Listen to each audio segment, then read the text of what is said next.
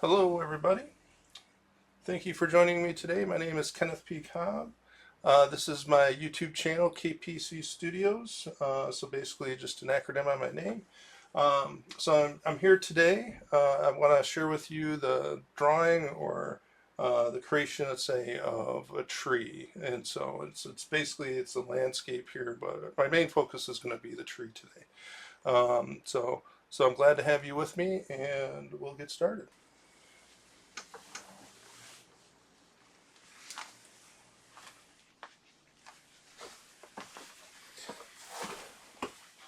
All right. Hello, everybody. I'm here to do a little bit of drawing today, and so there's a couple things I wanted to go over first when it comes to the drawing materials. Here we have vine charcoal, and a lot of times I recommend if you're going to be working with charcoal that you start with the vine charcoal. The nice thing about vine charcoal is you can erase it really easily. So typically I would start with that, but I also have my box of charcoal here.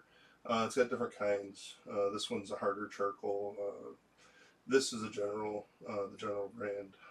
So it comes in different hardnesses, if you will, and so, but you kind of can't tell after a while. They get worn down, they lose their labeling. And then I have softer charcoal in this canister here. But today I think what I'm going to do is just really do kind of like a quick exercise here with drawing a tree. So all I really need is paper towel. Got a kneaded eraser. Kneaded erasers look like this, when they're new. This is actually a pretty big one. After you use it for a while, they kind of get, worn down like this. And so here we have it. And this is how you clean it. And so you just go and you would knead it, right? So, and as you clean it, it can get cleaner looking. But even if these are really black, it's still okay. Usually, when they start falling apart, they're done. But that's all I really need. And some would argue even that. So it is good to have a range of charcoals, but I'm just going to work with this. So starting with what I'm going to do for the tree, I'm not thinking about composition for this. I'm just looking at space. Because the exercise I want to do here is really just focusing on structure, and so this is about where I'm going to fit it into the page. So just very loosely, gesturally, trying to find it in its place here.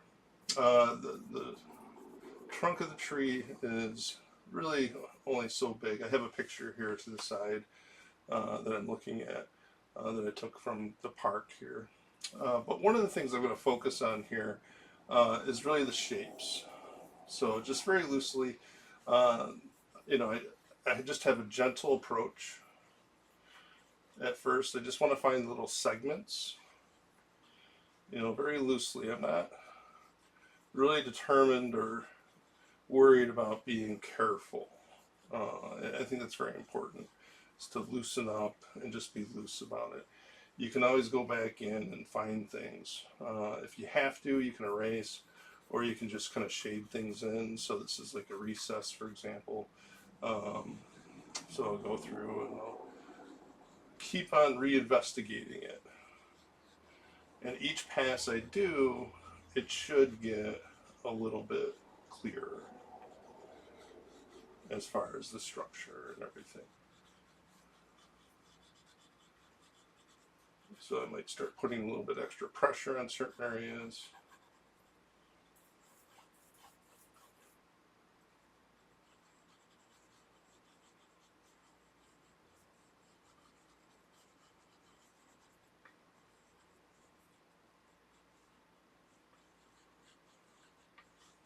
And it's fairly hot today. Past 2 summers have been. I'm in the PA area of the States, and the past 2 summers have been pretty warm.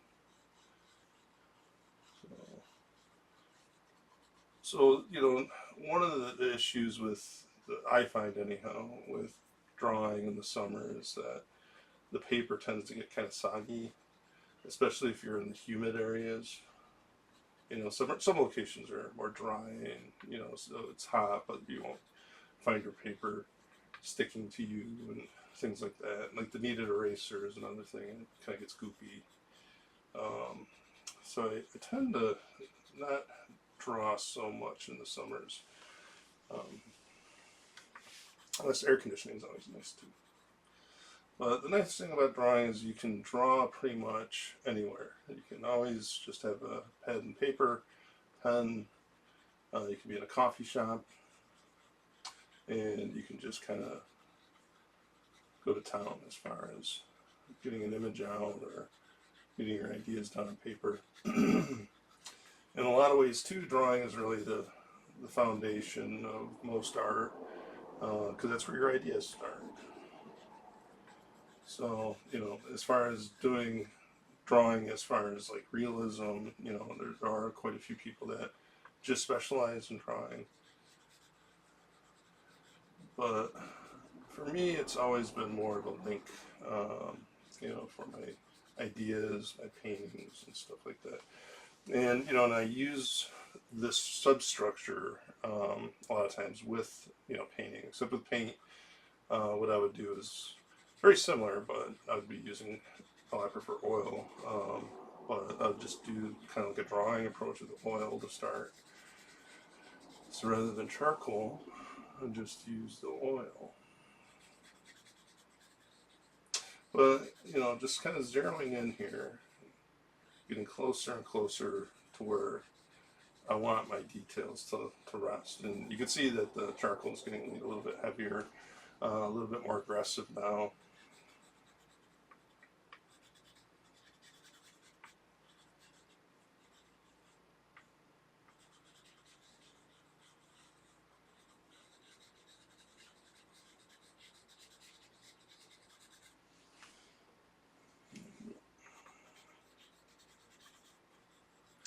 But one of the things to kind of pay attention to here is to consider a little bit, to reflect a little bit maybe on how I started, keeping it loose, getting that more relaxed approach tends to give things life, a feeling of movement, if you will, even though this is, technically, still, it's, a tree, but, it does move around in the wind, it bends and moves with the heat, the sun.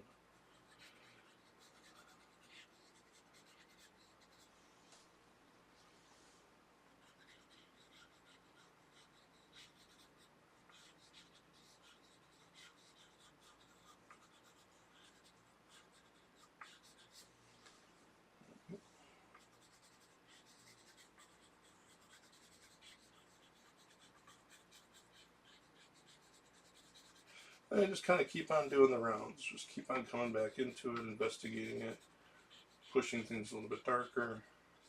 This tree happens to be fairly full. A lot of times with trees, I'll take the the trunk all the way up, and you can also see the branches within it.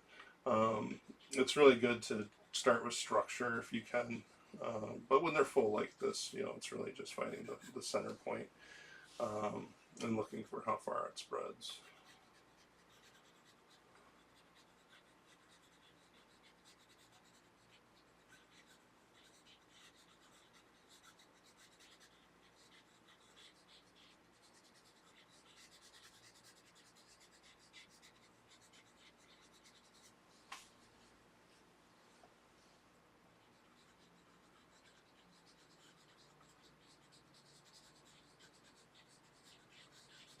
But the thing to really keep in mind with nature is the fact that all this is different.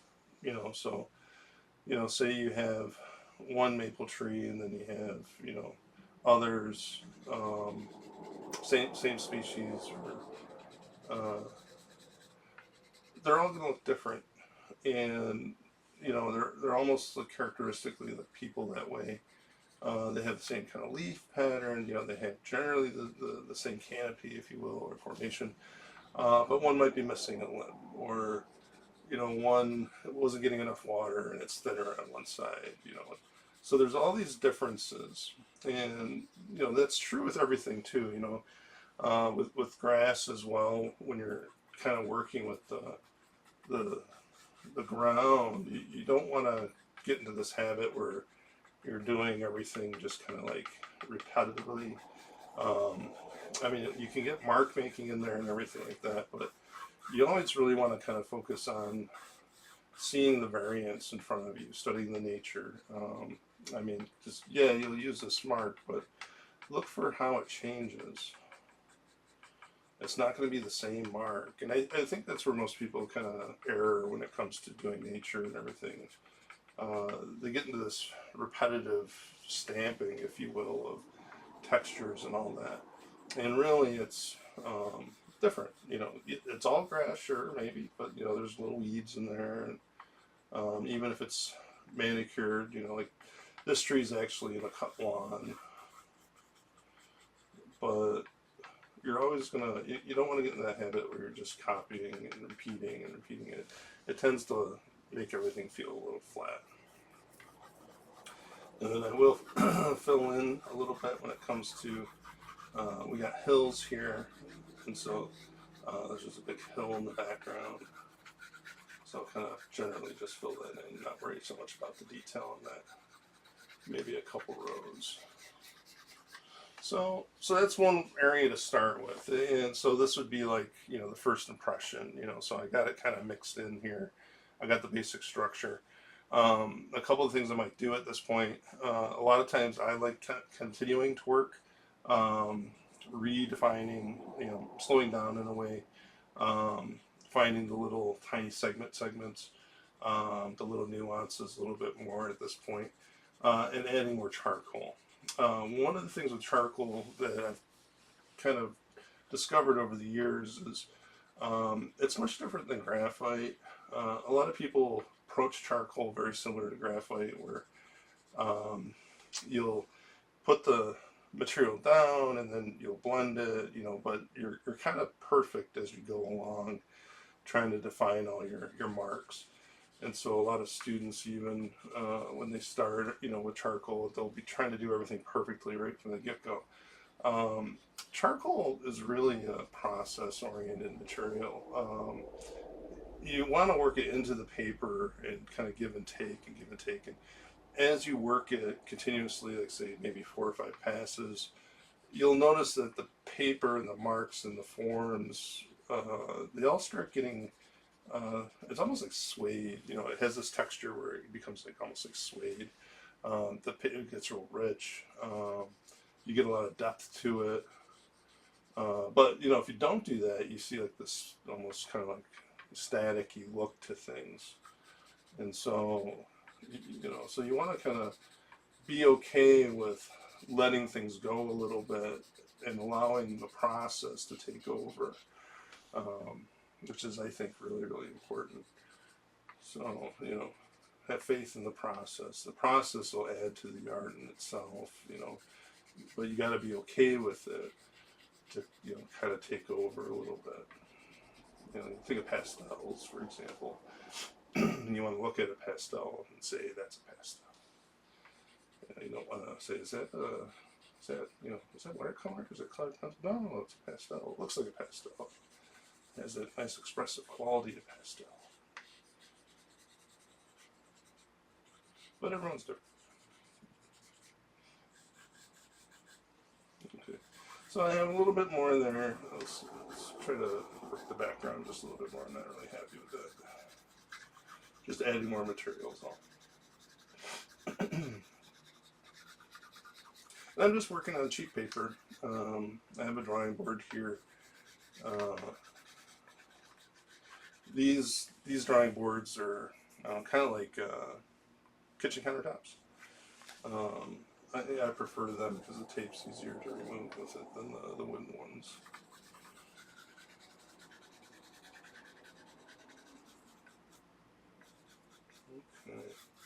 Okay, just a couple. Always try to keep in mind of what we call cross contours you work as well. So when you're kind of demonstrating the depth of space and the roundness of form and the curvature of form. So there. So with that, you know, but you can tell it's sketchy, you know, scratchy, and so this is where, you know, I'll grab the paper towel. You know, I prefer the, you know, kitchen paper towel, if you will, versus like the brown stuff.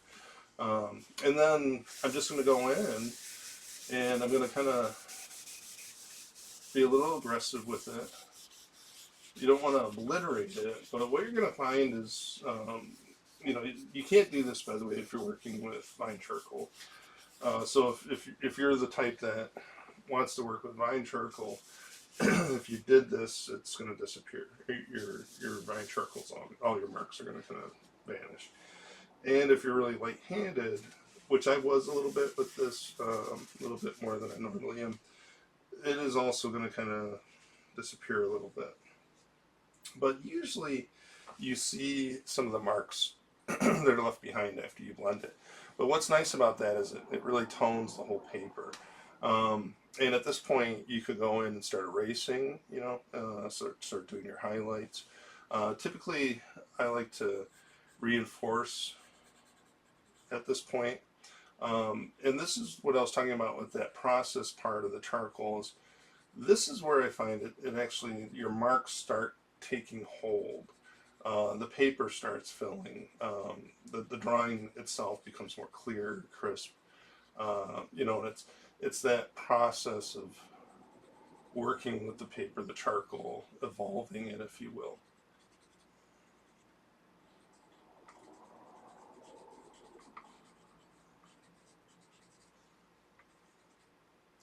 And you can, be super detailed if you want, and you can spend a lot of time working the details this way. A lot of people do. A lot of people, the drawing experience is a challenge, and how well you can get details in.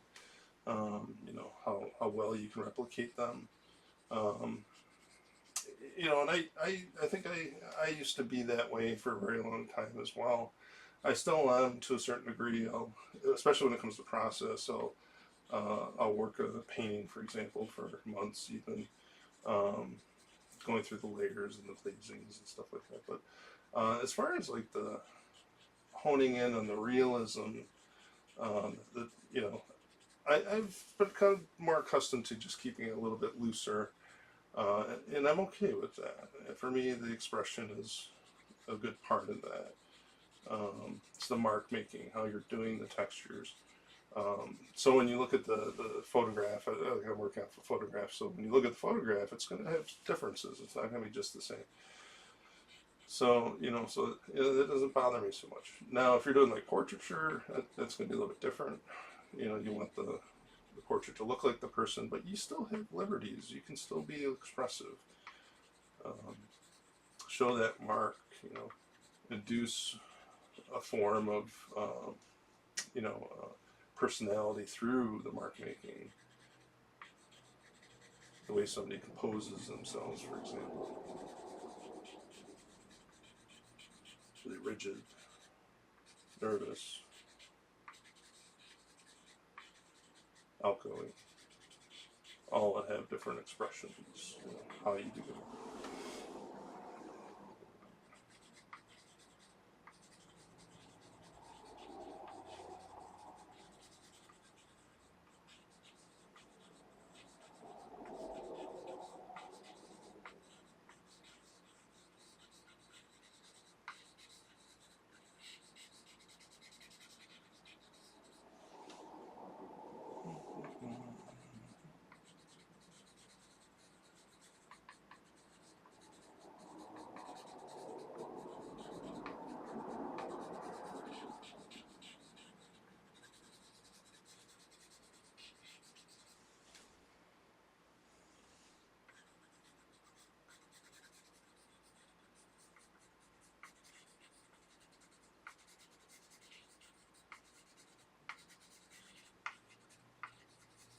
Mm.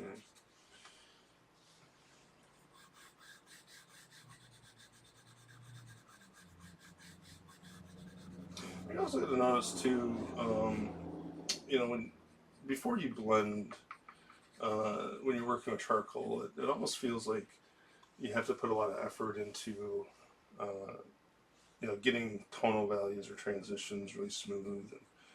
Um, and after you blend it that first time, what you're going to find is it actually is much easier to work.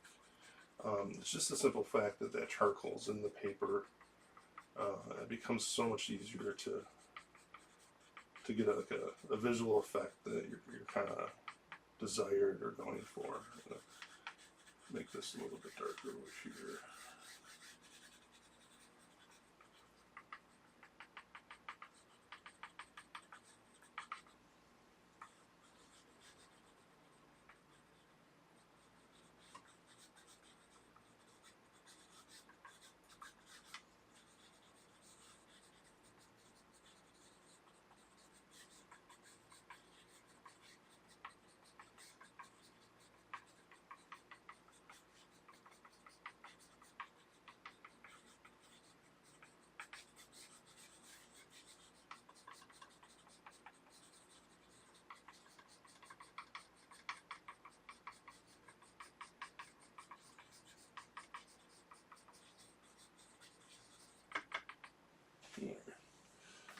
And I think I'm going to bring the hill down just slightly. In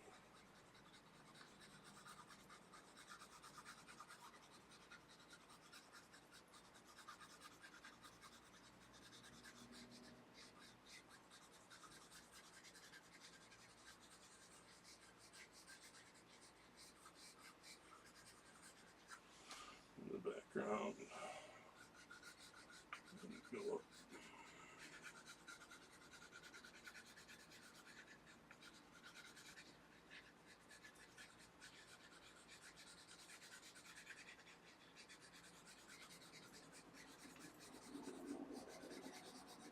Okay.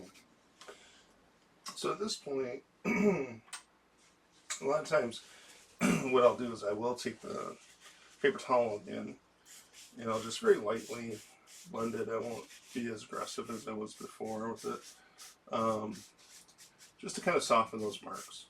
But I don't want to kind of, remove the darkness of it. That's what happens, by the way, too, when you're blending with charcoal. A lot of times, what you'll find is that you're actually, removing the material when you're blending, and you end up with a lack of depth. And so there's a lot of artists that really enjoy blending, but I notice not so many of them come back in to push values further. So I do recommend that you take time to do that if you can. And here I'm just using the kneaded eraser, talking about blending. The kneaded eraser is really nice because you can get these nice soft transitions. If you can push down harder, it removes more. You can just glide it over the surface. It acts more like a blender in that case. So when you're just trying to get certain highlights or transitions, it works really, really well. And I'm going to start with the background elements and then try to find the imagery or the form of the tree, I should say.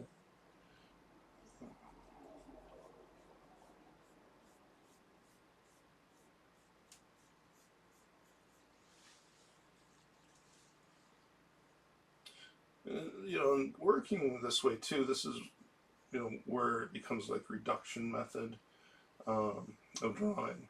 It's very, to me it reminds me a lot of painting.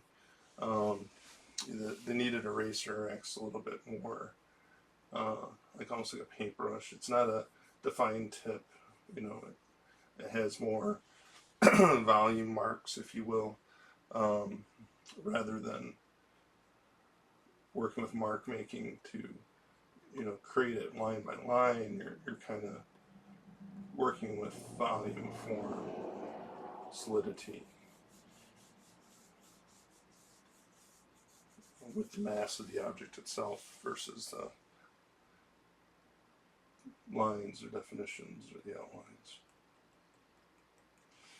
One of the annoying things is too with, and I'll put my hand up here, with the, you can pinch it, so you can get a better mark, but the thing is that the tip kind of disappears on you right away, so you just have to kind of keep on reforming it.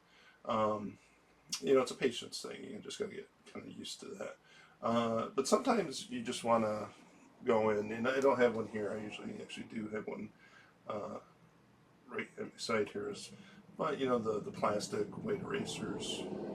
Um, actually, it's the mechanical pencils one. The more fine ones for sharp detail that I'll use.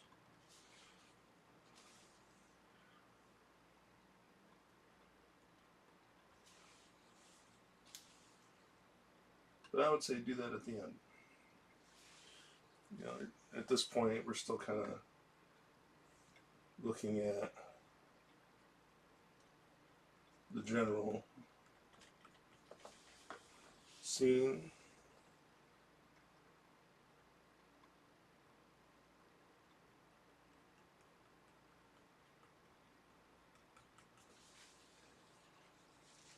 And I probably won't finish this year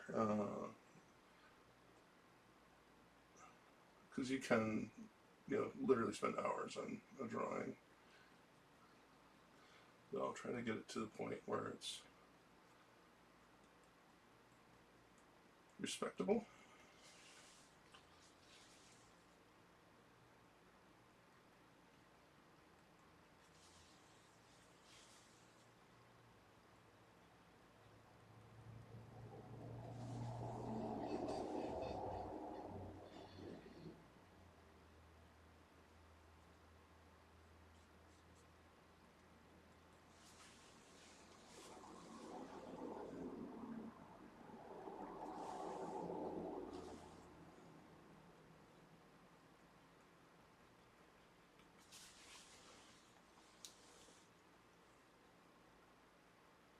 And always double check yourself.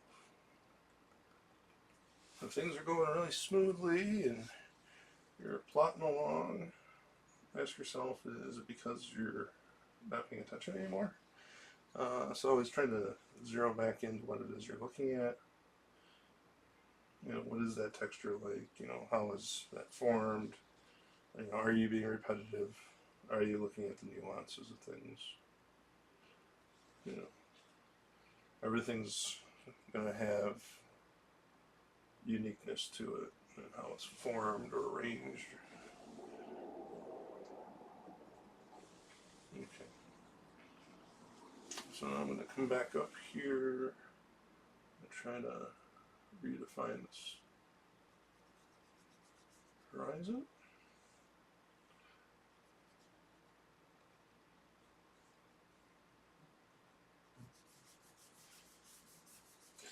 And working the back first, is actually kind of a traditional way of working. But in order to do so, you kind of have to have, to me, I do everything in rounds. Like I start loosely first, and then you get your tonal value down. But I always try to pay attention to the surroundings before you go into the object of focus first. A couple of reasons. One is, if you do the object first, and then your incentive to do the surroundings are a little bit less. But the other thing is the surroundings rely, or the object relies on the surroundings. So when it comes to like how it's rendered, so like the tonal value, for example, all that really dictates the tonal value of the foreground image that you're working on. And and that's another thing I see a lot of people. They rush to do the object of interest, and I think in part one of the reasons they abandon the backgrounds is because they start realizing that they have to change the tonal values they did when they did the object. So in other words, when they go to do the background, the object gets lost that they spent so much time on. But a lot of it's just interest. A lot of people just want to get the object done and be over with. That was the excitement, right? And so they're not really concerned about finishing anything really. And there is like a nice visual quality to that too. Having something partially finished makes it almost more expressive.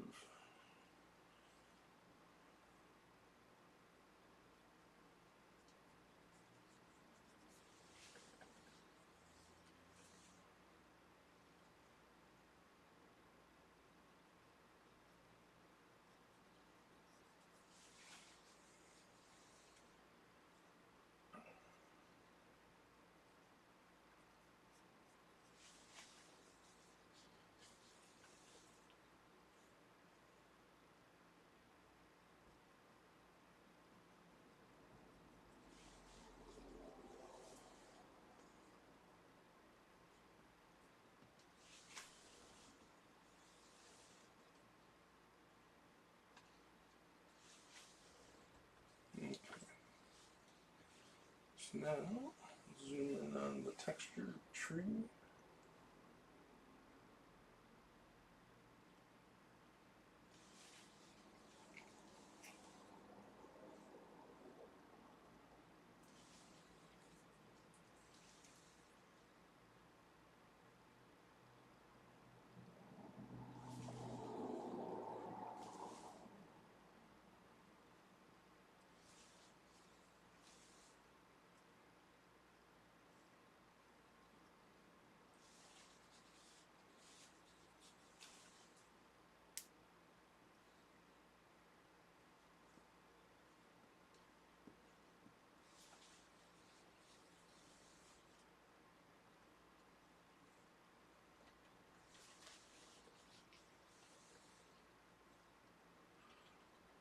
And this is really what I like about working this way is, you're kind of drawing with light, so it tends to come forward. It's almost like being sculpted forward. There's a nice visual effect.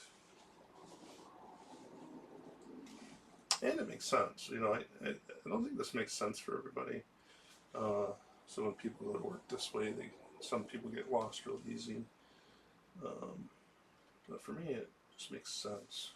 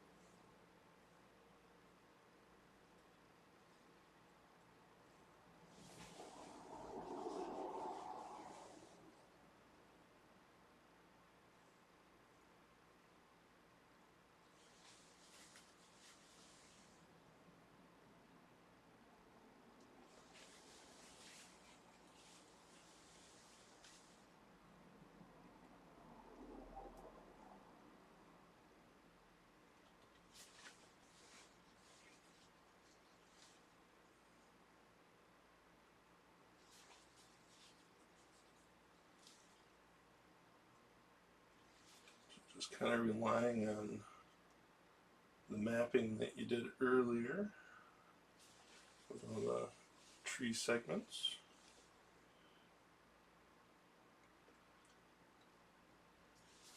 You can always go back in, push things back, if you erase too much or it's too, I don't know, blunt, maybe. This can be kind of like a blunt, it's very bulky in its mark. So going back in with the charcoal to fine tune the details is good.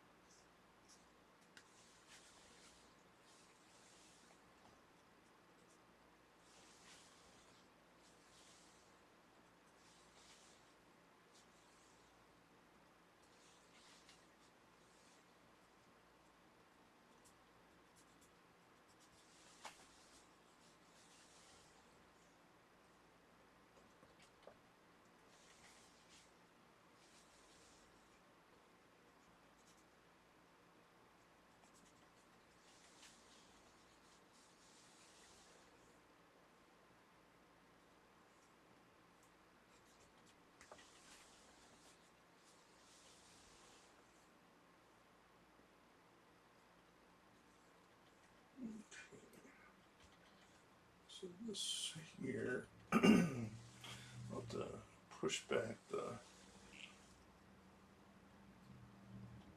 background a little bit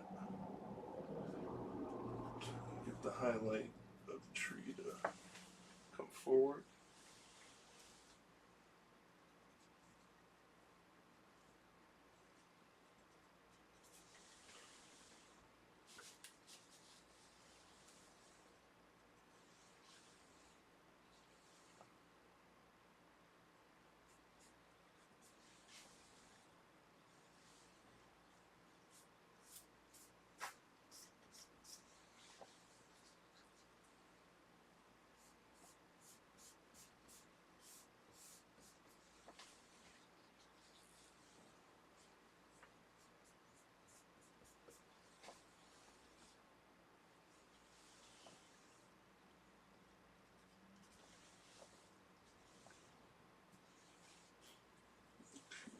Sharpen this up.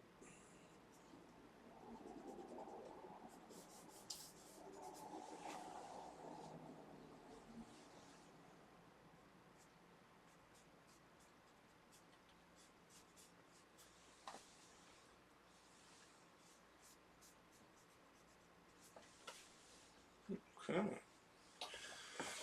So now this is where I'll just, again, just go, same piece of charcoal. And I'm just going to kind of go in. This is where I'll, maybe slow down much more. And just work on more texturing. Because the kneaded eraser, it is a bit blunt. And so once you get your highlights established, kind of going back in and finding the detail a little bit more. But you're also going to kind of start noticing too that the paper is much more acceptable and everything. In order to bring the side of the tree forward, I am going to take some liberties and push the hill in the background a little bit further back.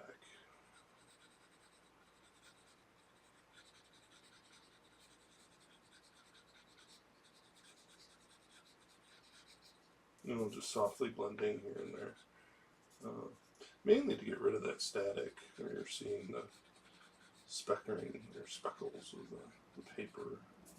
And again, as you work with the charcoal, that'll over time, each pass you do, that'll get less and less, which is nice.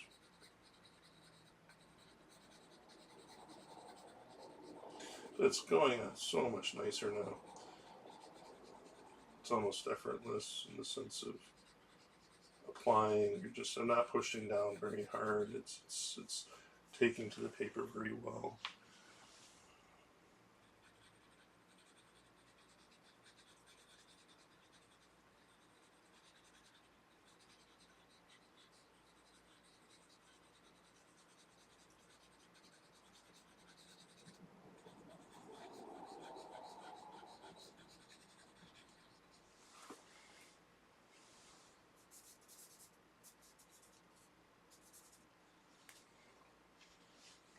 I do recommend being a little careful if you're blending with your fingers, especially if it's summer. It is, like, again, right now, it's pretty hot.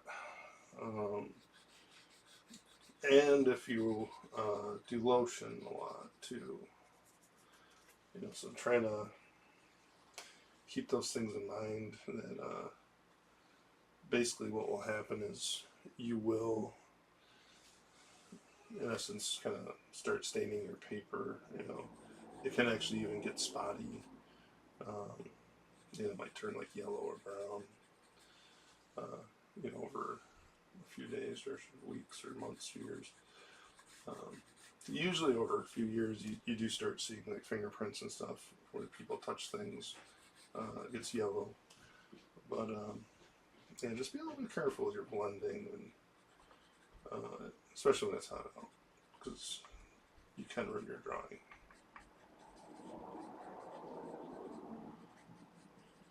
Use the tortillas, those little blending sticks or stumps. I think that's how you pronounce it.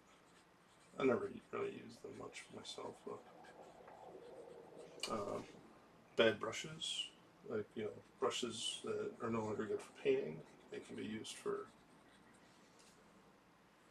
drawing. I do that. And this is also the part of the drawing too, the stage where that's where I would actually bring out that um, mechanical pencil eraser, for example, and get really nice details in specific areas with that. I'd also break out a charcoal pencil, that maybe has a better tip to it. The carbon sketch are pretty good for that. They're very silky but really rich and dark, but it maintains a nice firm tip, kind of like a pencil. Um, and this is that stage where you would start working that way a little bit more.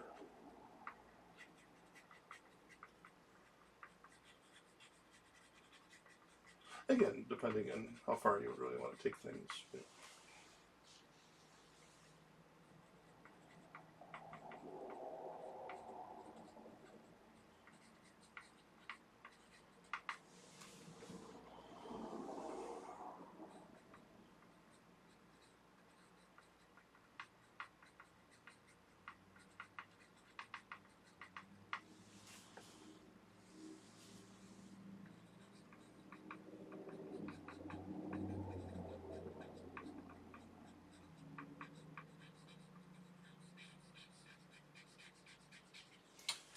Even different brands of charcoal, like Conte's, for example, they make it's a company. They make different ranges or types of 2D media, and their compressed charcoal is really, really dark. It's really, really nice.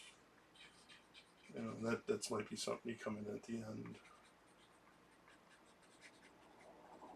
popping the pupils, if you will, for a portrait, or just getting those dark, dark, rich shadows.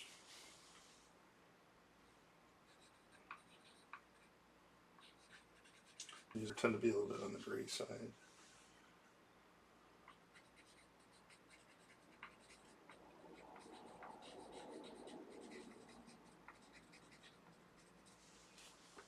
All right, start go into it with some ink, sharpen the details, bring things forward.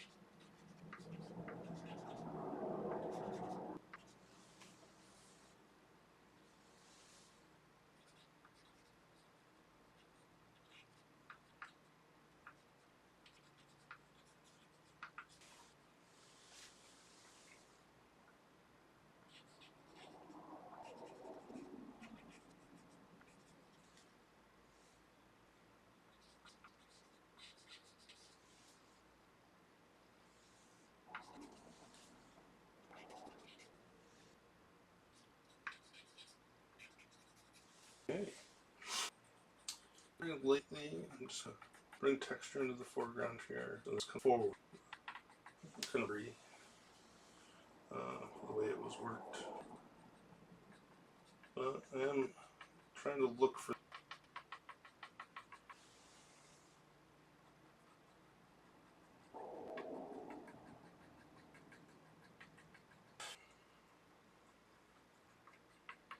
That might be another video I do where I just focus on this idea of the variance. It was, you know, that bank of just like going into three lines. It's a really good explanation. Almost shape to, you know, finding the texture and shape. It's not any type of grass or weeds or whatever. You can pattern it. Just like you know, trying to find separate areas of the clumps of tree leaves. Just that, you know, random practice. Try to get used to it. You know. And then, you know, if you get comfortable in projecting it. So if you had to, like, you know, let's say you're doing more illustrative stuff, you know, your illustrations, albeit all made up, you know, from your head, they look much more natural because you're anticipating that variance and how you're creating it.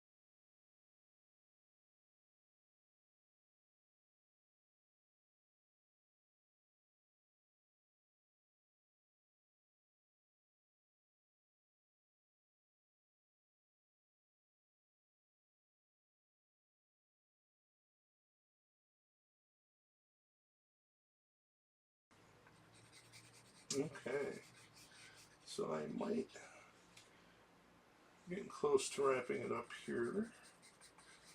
I could continue, but I think for the sake of the video, because it's really just kind of going back and forth and continuing to push.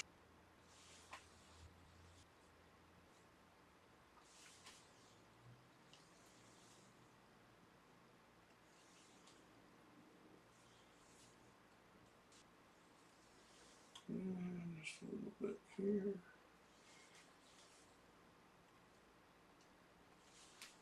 I might want to try to darken this side over here a little bit, just in general, so it separates a little bit more from the background that's happening. And I could also go in with the eraser there too, but just to give it a little bit sharper contrast. And I think I will actually add a little bit there.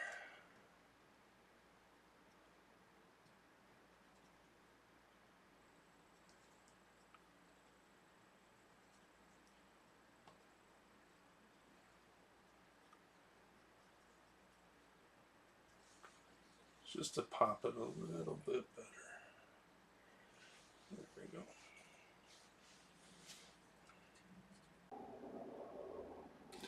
So, at this point, I might call it. I'm feeling everything's pretty balanced. It has a good movement, even though it's a kind of a centered composition. It does flow a little bit for me, and so I'm happy with it.